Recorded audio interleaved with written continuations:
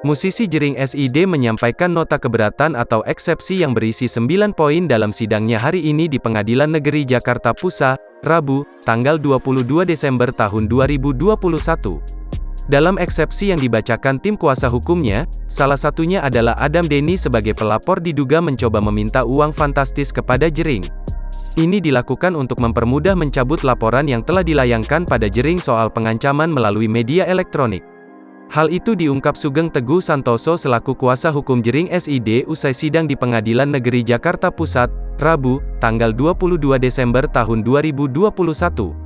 Pihak AD menyatakan laporan bisa saja dicabut tapi biayanya sangat tinggi. Dia menulis angka 15 miliar rupiah di atas kertas dan disampaikan, bisa nego, kata Sugeng.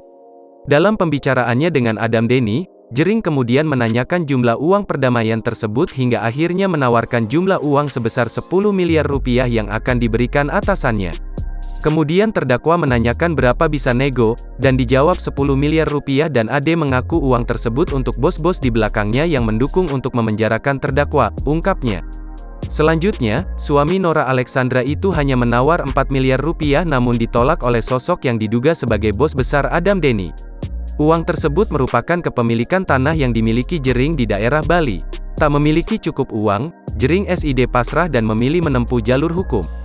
Alasan, ditolak karena, bos-bos di belakangnya mau 10 miliar. Di dalam pertemuan tersebut, pihak AD juga menyampaikan bahwa bos-bos tersebut kekuatannya di atas presiden, terang Sugeng.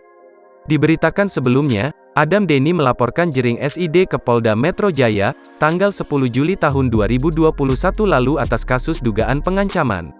Adam Denny merasa kehidupannya terancam, usai dirinya menerima ancaman dari Jering SID. Amarah Jering kepada Denny, karena ia menuduh Denny menghilangkan akun Instagramnya.